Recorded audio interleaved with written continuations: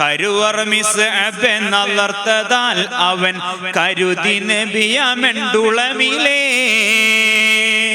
അബ്ദുല്ലാഹിബ്നു ഖമിയ മനസ്സുകൊണ്ട് വിചാരിച്ചു, ഇതന്നെ തക്കം മുഹമ്മദാണ് ഇപ്പൊ നമ്മളെ മുന്നിൽ കിട്ടിയിട്ടുള്ളത്. മുസ്അബ് റളിയല്ലാഹു അൻഹുവിനെ കണ്ടപ്പോൾ അബ്ദുല്ലാഹിബ്നു ഖമിയന് തോന്നിയത് മുത്തുനബിയാണെന്നാണ്. എന്നിട്ട് പറയുന്നു, ഖറുബ ഖമിയുടെ മകനുമായി അവർ ഹർബ് പൊരുതവർ ബിലമിലേ.